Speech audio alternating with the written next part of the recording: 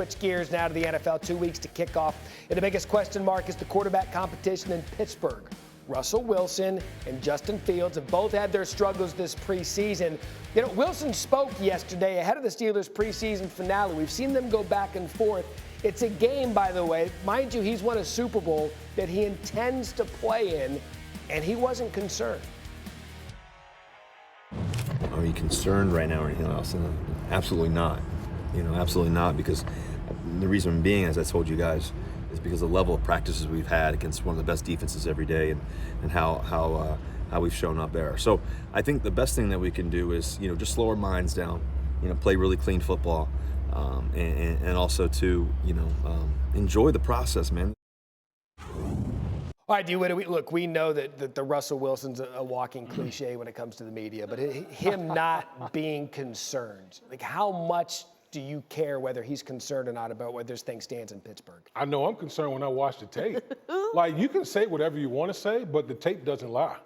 And when you watch this Pittsburgh Steelers, situation at quarterback and offense as a whole, here's the thing.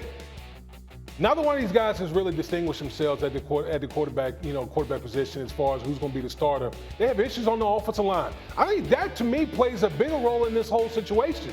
Okay, because they're not settled up front. Russ is still both of these guys taking sacks, but who is the one guy that's dynamic as far as their legs and being able to get out of situations? That would be Justin Fields. Right. And so for me, I look at both of these guys as, okay, who brings something to the table that defensive coordinator is going to have to game plan against? Justin Fields. He does that. If Arthur Smith really wants to take advantage of the pieces that he has at his disposal, particularly at the quarterback position, I think you put Justin Fields in there around the running attack that he's implemented before. To me, that would be the best case scenario for the Pittsburgh Steelers at the quarterback position. I just want to know, does anybody want to win this job? Anybody? Well, that's just anybody? Right. That's really the question. Russell can't say, oh, yeah, before the season even starts, I'm concerned. He can't say that. But Russell, both of these quarterbacks are fighting for a starting job, but Russell he's playing for his NFL livelihood, right? If this situation in Pittsburgh doesn't work out, then what? He's literally trying to do the improbable, which is stave off a young Justin Fields and convince the Steelers that beyond this year, I'm going to play so well that it's worth it for you to have me long term, at least for next season or some other team. That's improbable, right? He's got the talent. But what we saw in this offense, what also scares me is their starting center. He's on IR. Jaylen Warren, running back, he's going to miss multiple weeks. We don't know his status for week 1. All these issues on the offense doesn't help quarterbacks who hold onto the football too long and who seem unable to escape pressure. That, to me, is an issue. And Dan, look, going into the season, we looked at the Pittsburgh Steelers, Orlovsky, and ID'd them as, hey, look, you have a Super Bowl winning quarterback, you got a veteran, you got your quarterback for the future. And neither one of them, as I said, has gone up and grabbed the job. So what must Russ do here in this preseason finale, which, by the way, stunned that he's even playing it right at this point. But what must he do to win the job? Yeah, the simple things: operate, move the ball, have this offense in some form of rhythm. And I think that's the big question that the Steelers shockingly have. And, Matt, I kind of agree. The Steelers have 10 years of Russell Wilson information.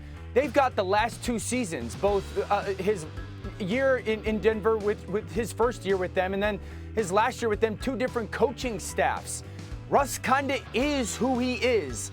In many ways, Matt, he's like you as an athlete. He plays slow and he plays short.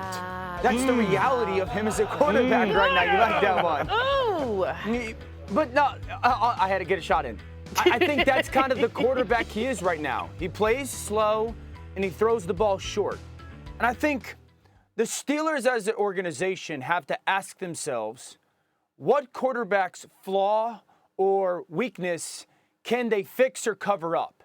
Because if you're going to go with Russell Wilson, I don't think you're going to learn that much revelation-wise Saturday night. If you're going to go with Russ, are you okay with him playing a little slower? Are you okay with him not throwing the ball downfield that much? Are you okay with him not covering up for what might not be a dominant pass-protecting offensive line? That's what they've got to figure out. Yeah, Dan, you make a great point. Don't worry, host always gets the last shot. I'll get that in later. I want to talk. I always get the last punch. But, I mean, Orlovsky brings up a great point.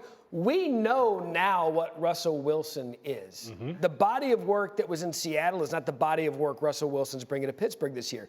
So if you know this, Damien Woody, how come they haven't made this decision of knowing what they have in a veteran and the upside of a young player? I think because we haven't seen the consistency yet from Justin Fields. Mm-hmm. I go back to the preseason game. We had a couple of quarterback center exchange issues, okay? And Mike Tomlin talked about it, you know, after the game, was like, yeah, we saw some really good things from Justin Fields. Sure. But when you all have to qualify things with but, then it gives you pause. But I'm going to say this again. I'm going to repeat what I said earlier. Justin Fields brings something to the table that opposing teams have to game plan for. Yeah. And that to me only is if you what use it that way, though, Wood. That can get himself out of trouble with his legs. You have a tape on some of the flaws that he's got to get over. What did you see there? Yeah, that's going back to the question the Steelers have to answer. Does Justin not see it, or does Justin not trust it? And this past week, you see multiple examples of, okay, he's going to start at the bottom of the screen, which is where his read should. He could throw that out. Maybe he doesn't like it, set to the tight end. Then he gets backside to that in route. Justin looks at it, but for some reason doesn't throw it. And then it becomes this incomplete check down. Another opportunity for Justin to set to the bottom of the screen, top of the screen, doesn't like that stop route. Now that tight end's breaking over the middle, and it turns into a scramble. And there's a little bit of the, whoa, it was 3rd and 5, and I ran around and got a completion and got his first down. And I think this is where it's difficult, and let's have an honest conversation about how you got to evaluate the now. I have examples where Justin looks at it. So I have proof that you can see it, but for some reason you don't throw it. And so if you're the Steelers, it's like, well, does he not see the full picture? Or because his confidence was maybe a little bit lacking in Chicago, we have to build that up? Because, and I know I got to go, if they can build that up, if they believe they can build that up, then you minimize that greatest flaw. Right, and then there's the upside. Again, confidence could be an issue, but when you look at these two players where they stand in their career, there's no question, at least for the player that's got the highest upside, Justin Fields, because we saw glimpses of it, could be the guy the Steelers could focus on long term. There is no long term in Denver. It is right here, it is right now to Wilson's former team, and Sean Payton is named Bo Nix, the Broncos starting quarterback, meaning Nix is already in the same sentence as John Elway, becoming the first quarterback to start as a rookie since Elway in 1983. So Bo Nix going to be 24 years, 196 days old on September 8th. That is the day of the Broncos season opener against the Seahawks. That will make him the 5th oldest rookie quarterback to start the opener since 1950. All of this is to say Bo Nix played a lot of college football. He comes in with a lot of starts under his belt. But Kmart, why does this decision to do this now with the rookie kind of ramp up the pressure on Sean Payton? Well, because Sean Payton was brought into Denver to resurrect whose career? Russell Wilson's. And obviously that didn't work. There's been so much changeover in Denver, but he's there. Now he says, well, I have the guy that I want. Well, if Bo Nix doesn't play well, whether it's this year, next year, then we look at Sean Payton and wonder, okay, are you the quarterback whisperer that we thought? Are you the guy that can identify talent for this franchise? So Sean Payton, there's a lot of pressure on him because he got who he wanted. Yeah, listen, I think Bo Nix is going to be great.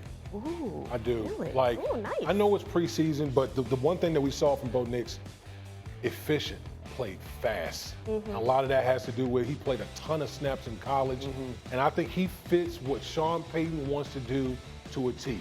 Sean Payton, he wants a guy that can process and get the ball out. Yeah. And on top of that, he's athletic. Right. We saw that added aspect as well. So listen, you're absolutely right, Kimberly, that it didn't work with Russell Wilson.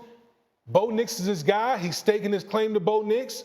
But from the early return so far, Let's ride. Yes, let's ride. Let's ride. Orlovsky, get in there, because it seems to me that Bo Nix is perfect for Sean Payton and that they're both football offensive nerds with a lot of background for him to kind of mold Bo Nix.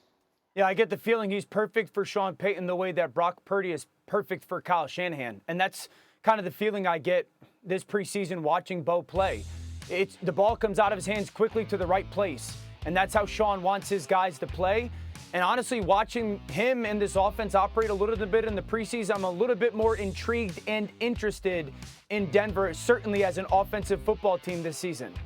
And the one thing Brock Purdy and Bo Nix have in common, I know Brock Purdy was Mr. Irrelevant. Everyone was throwing their hands up about how surprised they were. He played a lot of college football at Iowa State, same as Bo Nix. He's got a lot of skins under his belt. We'll see what happens.